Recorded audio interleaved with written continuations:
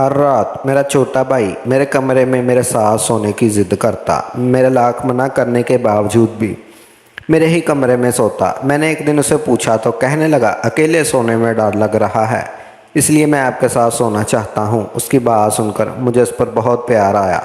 میں بھی چھوٹا بچہ سمجھ کر اپنے پاس سلا لیتی۔ بھائی کی عمر صرف 12 سال تھی اور میں 22 سال کی تھی۔ میرا بھائی مجھ سے چھوٹا ہی تھا۔ یہ چھوٹے ہونے کی وجہ سے مجھے اس کو اپنے پاس سلانے سے کوئی مسئلہ نہیں تھا۔ اس طرح سے روزانہ رات کو سونے کے لیے میرے بھائی میرے کمرے میں آ جاتا جس وقت میں سونے والی ہوتی تھی۔ پہلے پہل تو میں نے اسے اس بات کو نوٹ ہی نہیں کیا تھا۔ وہ اپنے پاس بھائی کو سلاتی رہی۔ پھر کچھ دنوں بعد میرے بھائی کچھ عجیب حرکتیں کرنے لگا تھا اور مجھے ایسے لگتا تھا کہ میرے بھائی مجھے بہت غور سے دیکھتا رہتا ہے۔ پہلے تو وہ صرف رات کو ہی میرے پاس سونے کے لیے آتا تھا، لیکن اب تو دن میں بھی میرے آگے پیچھے گھومنے لگا۔ میں جہاں بھی جاتی وہ میرے پیچھے آتا۔ میں کچن میں کام کر رہی ہوتی، تبھی میرا چھوٹا بھائی کچن میں بھی میرے پاس آ کر بیٹھ جاتا اور جب تک میرا کچن کا کام ختم نہ ہو جاتا تب تک وہ میرے پاس ہی رہتا۔ اب میں اسے بول بھی دیتی کہ باہر جا کر اپنے دوستوں کے ساتھ کھیل لو، اور ہاں اتنے دنوں سے میں دیکھ رہی ہوں تم اسکول میں زیادہ تر چھٹیاں ہی کر رہے ہو، اور یہ بہت غلط بات ہے۔ اس طرح چھٹیاں لیتے پھرو گے تو پڑھائی پھر کیسے کرو گے، اور تم اپنے کلاس فیلو سے بہت پیچھے رہ جاؤ گے، اور جو خواب ہے میرے تمہیں ڈاکٹر بنانے کا وہ خواب بھی پورا نہیں ہوگا۔ تم اب چھٹیاں لینا بند کر دو اور دوبارہ سے اسکول جانا شروع کر دو۔ تو میرا بھائی میرا لمبا چوڑا لیکچر سن کر غصہ ہو گیا اور پھر مجھ سے کہنے لگا بس بہت ہو گیا باجی، نہیں جانا مجھے اسکول، میں گھر پر ہی بیٹھ کر پڑھائی کر لوں گا، اور مجھے زیادہ لیکچر نہ دیں۔ پھر کوشش نہ کریں کہ میں گھر سے باہر رہوں، اور نہ ہی اب مجھے دوستوں کے ساتھ کھیلنے میں کوئی دلچسپی ہے۔ میں تو اب بڑا ہو گیا ہوں اور گھر میں رہ کر کچھ آپ کی مدد کرنا چاہتا ہوں، تو بار بار مجھے یوں لیکچر دینا بند کر دیں پلیز۔ میں اپنے بھائی کے منہ سے ایسی باتیں سن کر حیران رہ گئی تھی۔ اب تو اس کی ایسی باتوں سے مجھے پریشانی بھی ہونے لگی تھی، کیونکہ اپنے روٹین عدت اور فطرت سے ہٹ کر کام کر رہا تھا، جبکہ وہ پہلے کبھی ایسا نہیں تھا۔ وہ اپنی پڑھائی کو لے کر بہت سنجیدہ تھا اور دن رات اپنی پڑھائی کے لیے بہت محنت کرتا تھا، اور اپنی کلاس میں سب سے زیادہ پڑھ کر بچوں کو مشہور تھا۔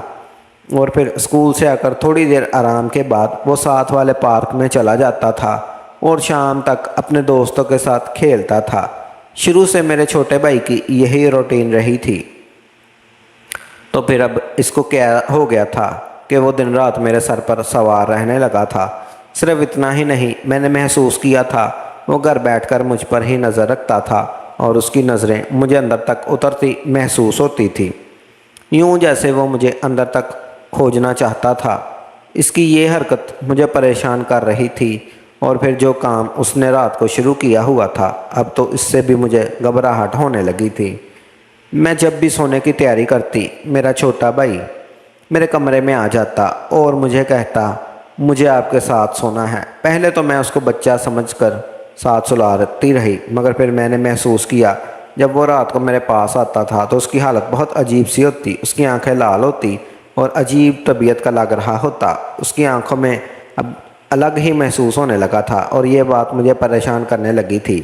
اور جب میں بھی اپنے بھائی سے پوچھتی کہ تمہیں ہوا کیا ہے، تمہاری طبیعت ٹھیک نہیں لگ رہی، تو مجھے کہتا نہیں باجی میں ٹھیک ہوں، بس دوست کے استقبال میں گیا تھا، وہاں میں نے گوڑی کا دودھ پی لیا، اس لیے طبیعت تھوڑی عجیب ہو رہی ہے، صبح تک ٹھیک ہو جاؤں گا۔ تو میں اس کی بات پر حیران ہوئی اور بولی کہ تم پاگل ہو، تم گوڑی کا دودھ کیوں پینے لگے، اور جبکہ گھر میں گائے والا دودھ موجود ہے، مت پیا کرو گوڑی کا دودھ۔ تو میرا بھائی چڑھ کر کہتا کچھ نہیں ہوتا، بس دوستوں کے ساتھ گپ شپ اور ہنسی مذاق میں پی لیتا ہوں گوڑی کا دودھ، اتنی بڑی بات نہیں۔ میرا بھائی تو اس بات کو بہت معمولی سمجھتا تھا، مگر اس میں یہ بات سن کر حیران ہوئی کہ بھلا اس کو کیا ضرورت پڑی تھی کہ وہ گوڑی کا دودھ پینے لگا تھا، اور پھر اس کی ہر قسم کے لڑکوں کے ساتھ دوستی ہو گئی کہ وہ گوڑی کا دودھ پینے لگا تھا۔ وہ اس بات کو معمولی سمجھتا تھا، مگر میرا بھائی اب بڑا ہو رہا تھا۔ میں اس کو کسی بات کے لیے ٹوکتی تو وہ برا مناتے ہوئے مجھ سے لڑائیاں کرنے لگتا، اس لیے میں اس کو زیادہ کچھ نہیں کہتی تھی۔ مگر اب کچھ دنوں سے اس کے تیور بہت بدلے سے تھے، اور پھر ایک میں اپنے چھوٹے بھائی سے بہت ڈر گئی تھی۔ جب آدھی رات کو پیاس لگنے کی وجہ سے میری آنکھ کھلی تو میں یہ دیکھ کر شدت میں حیرت اور خوف کا شکار ہوئی کہ میرا چھوٹا بھائی جاگ رہا تھا اور مجھے ہی دیکھ رہا تھا۔ اس کا اس طرح مجھے گور گور کر دیکھنا بہت پریشانی میں مبتلا کر رہا تھا۔ میں اب اپنے بھائی سے بہت گھبرانے لگی تھی، اور پھر میں نے اس کو ایک دن بول بھی دیا تھا کہ تم بڑے ہو رہے ہو تو تم اپنے کمرے میں سونا چاہیے۔ تو میری بات سن کر میرے چھوٹے بھائی نے بہت سرد لہجے میں کہا تھا کہ ٹھیک ہے، اگر میں بڑا ہو گیا ہوں تو یہ گھر چھوڑ کر ہی چلا جاتا ہوں، پھر آپ کو میری طرف سے کوئی پریشانی نہیں ہوگی۔ اپنے چھوٹے بھائی کے منہ سے یہ باغیانہ باتیں سن کر میں جی جان سے کانپ گئی تھی، اور پھر فوراً سے اس کو بولا تھا تم نہیں گھر چھوڑ کر جاؤ گے، اگر تم میری بات ساتھ سونا ہے تو میرے ساتھ رہنا، اور تم ویسے ہی کرو، تم کچھ نہ بولو گے، یہ بس گھر چھوڑنے کی بات مت کرو۔ تو میری بات پر وہ خاموش ہو گیا، مگر میں اب پریشانی رہنے لگی۔ مجھے اس کی حرکتیں اور سوچ کو بالکل سمجھ نہیں آ رہی تھی۔ آخر وہ کیا سوچنے لگا تھا اور کن کاموں میں پڑ گیا جن کا مجھے سمجھ نہیں آ رہی تھی۔ اس کی حرکتیں بہت زیادہ پریشان کرنے لگی تھی۔ اب مجھے اپنے چھوٹے بھائی کی نظریں بہت پریشان کرنے لگی تھی۔ دن میں کام کرتے ہوئے بھی مجھے اس کی نظریں خود پر گری ہوئی محسوس ہوتی اور میرے پیچھے پیچھے ہی رہتا، اور رات ہونے کے بعد جب میں سونے والی ہوتی تب بھی وہ میرے کمرے میں چلا آتا تھا اور کہتا یہیں سونا ہے، مگر اس کی حالت اب مجھے بہت گھبراہٹ میں مبتلا کرنے لگی تھی۔ اب میں بھی راتوں میں سو نہیں پاتی تھی، اور وجہ اس کے جاگتا رہنا تھا۔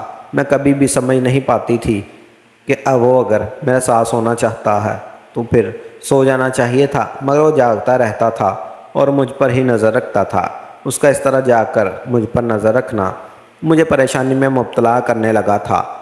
پھر ایک رات دوبارہ میری آنکھ کھلی تو یہ دیکھ کر میری روح فنا ہو گئی تھی، کیونکہ میرا چھوٹا بھائی جاگ رہا تھا اور میرے بہت قریب بیٹھا ہوا تھا۔ میں بے تحاشا گھبرا گئی تھی اور میرے ہاتھوں پیروں پر پسینہ آنے لگا تھا۔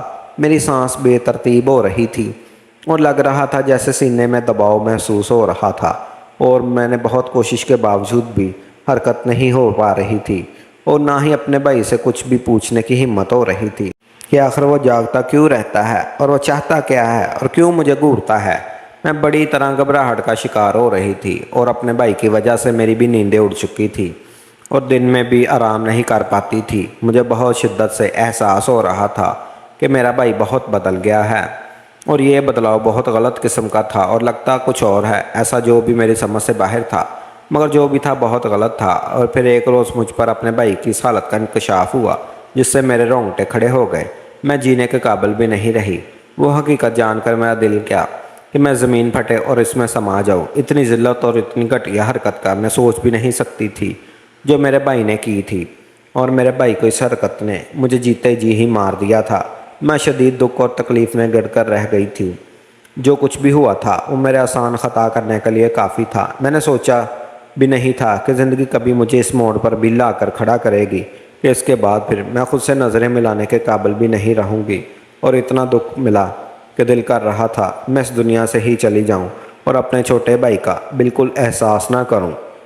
اس رات نے میری زندگی کا رخ ہی بدل ڈالا، جب ایک رات طبیعت ٹھیک نہ ہونے کی وجہ سے میں جلدی سو گئی، اور تب نیند میں مجھے احساس ہوا کہ مجھے کوئی جھٹکے سے میرے بستر پر بیٹھا ہے۔ تو میری آنکھ کھل گئی، اور پھر اس سے پہلے کہ میں کچھ سمجھتی میرے بھائی نے میرے اوپر، ہم دو بہن بھائی تھے اور ہماری بدنصیبی کہ ہمارے والدین بہت جلدی ہی ہمیں دنیا میں تنہا چھوڑ گئے تھے۔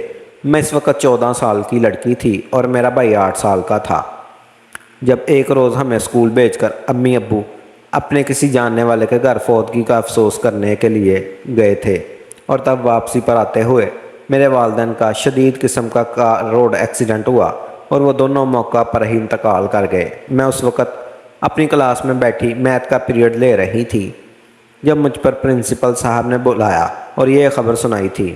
یہ خبر مجھ پر بجلی بن کر گری تھی۔ میری تو جیسے دنیا اندھیرا ہو گئی تھی کہ میرے اتنے چاہنے والے اس دنیا سے چلے گئے تھے۔ میں اپنے والدین کی وفات پر بہت روئی تھی۔ میری چیخوں اور آزاریوں نے پورے خاندان اور محلے والوں کو رلا دیا تھا، مگر میرا چھوٹا بھائی میرے والدین کے انتقال سے شدید صدمے میں چلا گیا تھا اور بری طرح سہم گیا، جس کی وجہ سے اس کی حالت خراب ہونے لگی تھی۔ تب میرے سارے خاندان والوں نے جیسے تیسے میرے بھائی کو رلایا تو وہ اتنا رویا کہ میرا دل پھٹنے والا ہو گیا اور میں اپنا غم بھول گئی۔ اس کی عمر ہی کیا تھی جس میں اس کے والدین جدائی سہنی پڑ گئی، اور وہ بھی ایسے وقت میں جب کہ میرا بھائی اب تک امی ابا کے ساتھ ہی سوتا تھا اور امی بابا کا بہت زیادہ لاڈلا تھا۔ اس وجہ سے اب میری امی بابا کی وفات پر اس کا بہت برا حال ہو گیا تھا اور اس کو دورے لگنے لگے تھے، اور یہ بہت خطرناک بات تھی۔ لہٰذا میرے چاچو نے اس کو کچھ اچھے ڈاکٹر سے چیک اپ کروا کر اس کو نیند آور دوائیں دینا شروع کر دی، اور ان کو سکون والی دواؤں کی وجہ سے میرا بھائی بہت زیادہ تر بے ہوش رہتا اور اس کو کوئی ہوش نہیں ہوتا کہ گھر میں کیا ہو رہا ہے اور کیا نہیں۔ ہمارے گھر میں 2 پورشن بنے ہوئے تھے، ایک پورشن ہمارا تھا اور ایک پورشن میرے چاچو کا تھا۔ چاچو کے 2 ہی بیٹے تھے اور بیٹی کوئی نہیں تھی، جس کی وجہ سے چاچو مجھ سے بے تحاشا پیار کرتے تھے اور اپنی بیٹی کا سارا شوق مجھ سے ہی پورا کرتے تھے، اور یہی بات میری چچی کو بہت ناگوارا گزرتی تھی۔ جانے ان کو مجھ سے کیا پرخاص تھی کہ میرا چچو سے لاڈ اٹھانا ان کو بہت برا لگتا تھا، اور ان کو لگتا تھا کہ میں ان کے بچوں کا حق مارتی ہوں، جبکہ چچی نے نسبت بچی کے دونوں بیٹے بھی مجھ سے بہت لگاؤ رکھتے تھے، اور میرا چچو سے لاڈ کرنا ان کو بھی برا نہیں لگتا تھا۔ مگر میری بہت بچی اس سب کی وجہ سے خاک کر کھانے لگی تھی، مگر میری امی کی وجہ سے کچھ کہہ نہیں پاتی تھی، کیونکہ میری امی ان کے مقابلے میں امیر گھرانے کی بیٹی تھی اور گورنمنٹ کالج کی ہیڈ بھی تھی، یعنی ہر لحاظ سے میری امی کا پلڑا بھاری تھا چاچی پر، جس کی وجہ سے میری چچی میری امی سے دبی ہوئی تھی۔ مگر اب امی بابا کی وفات کے بعد تو جیسے ان کو موقع مل گیا تھا کہ وہ اپنے دل کی بڑاس نکالتی، اس لیے جب بھی چچا ہماری طرف آتے تو چچی بھی پیچھے چلی آتی اور اسے مجھے خوب باتیں سناتی کہ میں اب بچی نہیں بڑی ہو گئی ہوں اور اپنا اور اپنے بھائی کا خیال خود رکھوں اور گھر کی ذمہ داری بھی خود اٹھاؤں۔ مجھے بچی کی باتیں بہت دکھ دیتی تھی، اور چچو جب بھی چچی کی باتوں سے بہت تنگ ہوتے تھے، مگر کچھ کہہ نہیں پاتے تھے کیونکہ چچی بہت فساد کرتی تھی اور چچو ان کو کچھ بھی نہیں کہہ سکتے تھے کہ وہ ان کی پسند کی بیوی تھی۔ اب میں اپنے والدین کی موت کے صدمے سے نہیں نکل پاتی تھی کہ مجھے اپنے بھائی کی حالت کے ساتھ ساتھ چاچی کی تکلیفی وہ باتیں اور رویوں نے بری طرح توڑ کر رکھ دیا تھا، اور میں اس وجہ سے بہت پریشان رہتی تھی اور دن رات روتی رہتی تھی اور امی بابا کو بہت یاد کرتی تھی۔ ان کی زندگی ہم لوگوں کی کتنی اچھی زندگی گزار رہے تھے، مگر اب اچانک سے تختہ الٹ گیا تھا اور مجھے اس عمر میں زندگی کی تلخ اور کڑوی سچائی کو جھیلنا پڑ گیا۔ میرے چچو بھی ہماری طرح بہت پریشان تھے، ہم دونوں بہن بھائی سے بہت پیار کرتے تھے، مگر چچی کی وجہ سے وہ ہمیں وقت نہیں دے پاتے، اور یہی بات تکلیف دہ تھی کہ ہم بچوں سے دونوں چھوٹے تھے، مگر حالات کی سختیوں نے ہمیں تنہا کر دیا۔ اب ہر آئے دن چچی نفرت سے بڑھتی جا رہی تھی۔ پھر اس مسئلے کا چچو نے ایک حل نکالا، میرا رشتہ اپنے چھوٹے بیٹے کے ساتھ طے کر دیا۔ مگر یہ بات سنتے ہی چچی نے بہت واویلا مچایا اور چچو سے بہت لڑائی کی اور مجھے خوب گالیاں دی اور کہا یہ رشتہ کسی صورت نہیں ہوگا۔ مگر جب چچو نے مانے تو وہ روٹ کر مائکے چلی گئی کہ اب جب تک چچو اپنے فیصلے سے پیچھے نہیں ہٹیں گے، وہ اپنا پورشن بیچ کر کہیں اور شفٹ ہونے کا وعدہ نہیں کر لیتے، وہ واپس نہیں آئیں گے۔ ان کے جانے کا چچا پر بہت اثر ہوا کیونکہ وہ اپنی بیوی سے بہت پیار کرتے تھے۔ اب ان کی بیوی مائکے جا بیٹھی تھی اور ماں جانے دونوں بیٹے بھی بہت پریشان ہوئے تھے کیونکہ ان کی ماں بھی بغیر رہنے کی عادت نہیں تھی۔ تب مجبوراً چچو نے چچی کی بات ماننے کا فیصلہ کر لیا اور میرے ماموں کو بلا کر ان کی نگرانی میں پورا گھر بکوا کر ہمارا حصہ میرے ماموں کو دے دیا اور اپنا حصہ لے کر الگ گھر خرید کر وہاں شفٹ ہو گئے۔ مگر جانے سے پہلے چچو ماموں کی موجودگی میں ایک کام کر گئے جس کا چچی کو علم نہیں تھا، بس وہ خوش تھے کہ ان کی چاہت پوری ہو گئی تھی اور ان کی مجھ سے جان چھوٹ گئی تھی۔ پھر چچو کو چلے جانے کے بعد میرے ماموں نے اپنے گھر والے علاقے میں ہمارے لیے ایک گھر خریدا اور ہم بہن بھائیوں کو وہاں شفٹ کر دیا۔ اس کے بعد ماموں تقریباً روز ہی ہمارے گھر چکر لگاتے اور ہماری ہر ضرورت پوری کر رہے تھے، مگر ماموں بھی ہمیں اپنے گھر لے کر نہیں گئے تھے کیونکہ چچی کی طرح ان کی بیوی بھی ہمیں اپنے ساتھ رکھنے کے لیے تیار نہیں تھی۔ اس طرح چھوٹی سی عمر میں ہم دونوں بہن بھائی اکیلے رہنا پڑ گیا، مگر میں نے اب خود کو مضبوط بنانے کی پوری کوشش کی تاکہ اپنے بھائی کو خود سنبھالوں اور کسی کی مدد نہ لوں۔ پھر میں نے گھر میں ہی رہ کر پرائیویٹ ایف اے کیا اور پھر بی اے اس کے بعد اپنی پڑھائی کو خیر بات کہہ کر بھائی کی طرح توجہ مضبوط کی۔ سکون والی دعاؤں کی وجہ سے میرا بھائی اپنا بچپن تقریباً کھو چکا تھا۔ اس کو بس امی ابا کی تھوڑی سی باتیں یاد تھی، وہ سب بھولتا جا رہا تھا۔ میں بھی یہی چاہتی تھی وہ سب بھول جائے تاکہ اس کے ذہن میں تکلیف دہ بات بالکل نہ رہے کہ امی بابا کی وفات کے بعد چچو کی مجبوریاں اور چچی کا تلخ رویہ اس کو یاد نہ رہے اور نہ ہی وہ دکھی ہو۔ بس میں اپنے بھائی کو دماغ میں بات بٹھا دی تھی کہ امی ابا اس کو ڈاکٹر بنانا چاہتے تھے۔ تب سے میرا چھوٹا بھائی اپنی پڑھائی کو لے کر بہت سنجیدہ تھا، کیونکہ اس کو ڈاکٹر بننا تھا اور ہمیں روپے پیسے کی کوئی کمی نہیں تھی، کیونکہ امی بابا کی گورنمنٹ نوکری کی وجہ سے ان کی پینشن ہمیں ملتی تھی۔ اور پھر بابا نے ہمارے لیے مارکیٹ میں 5 دکانیں لے کر کرائے پر چڑھا رکھی تھی، تو اس سب سے اتنا پیسہ آ جاتا تھا کہ ہمارا گھر بہت آرام سے چل رہا تھا، ہمیں کسی کی محتاجی نہیں اٹھانی پڑی تھی۔ اور پھر گزرتے وقت کے ساتھ دھیرے دھیرے ماموں نے بھی ہمارے پاس چکر لگانا چھوڑ دیا، مگر اب میں اکیلے گھر کو چلانے میں باہر ہو چکی تھی اور کسی کے نہ ہونے سے مجھے کوئی مسئلہ نہیں ہوا تھا۔ ہاں، مگر اپنوں کے ہوتے ہوئے بھی تنہا رہنا مجھے بہت دکھ میں مبتلا کرتا تھا۔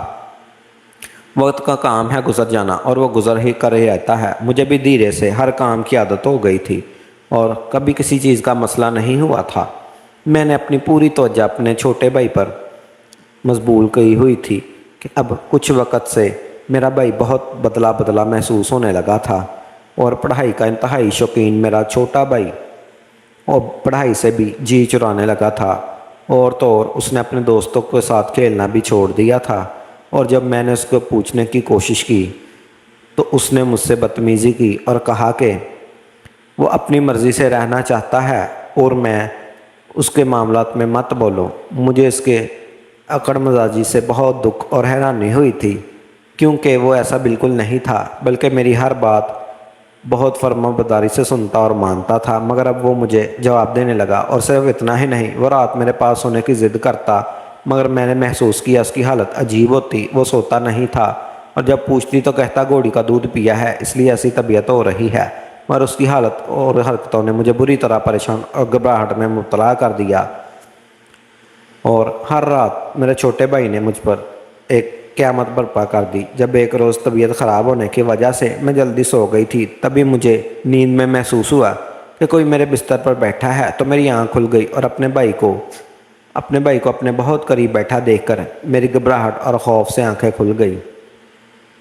اور اس سے پہلے کہ میں اسے کچھ کہتی، میرے چھوٹے بھائی نے میرے اوپر تھپڑوں کی بوچھاڑ کر دی اور ساتھ ساتھ روئے جا رہا تھا اور بولتا جا رہا تھا، اس سے اچھا تھا آپ بھی امی بابا کے ساتھ مر جاتی، کم سے کم آپ کی وجہ سے مجھے ذلت نہ اٹھانا پڑتی۔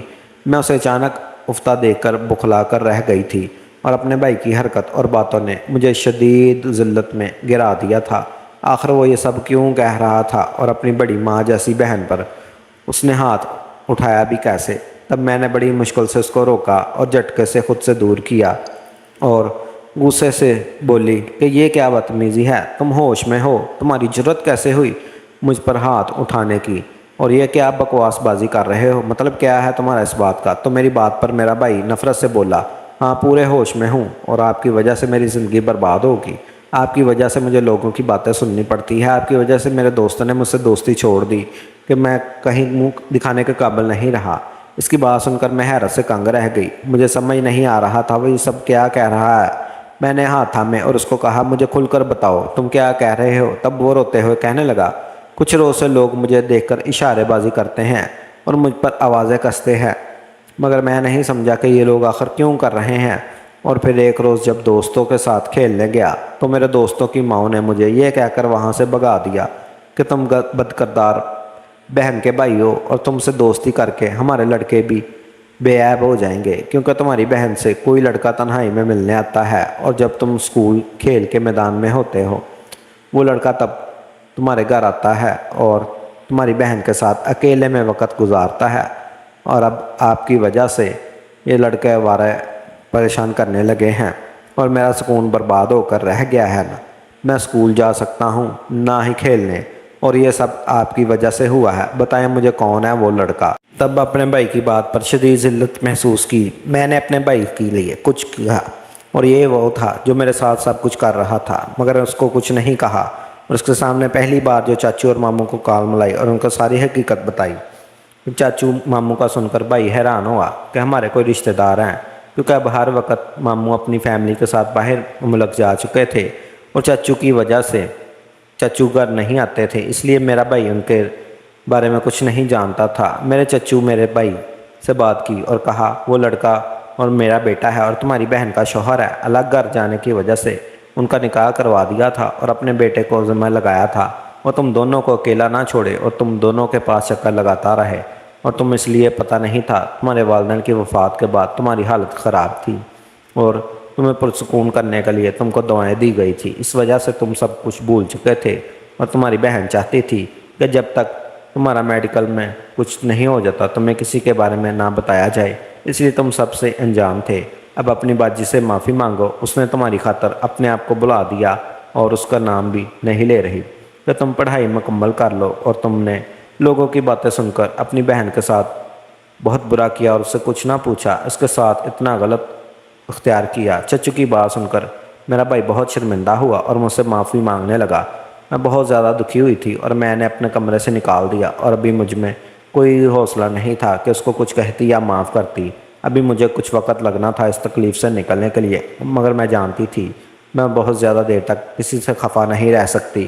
یہ تو میرا بھائی تھا، مگر کبھی بھی ہمیں وقت دینا چاہیے پرانی باتوں کو بھول کر آگے بڑھنے کے لیے۔ میں بھی اپنے آپ کو وقت دینا چاہتی تھی۔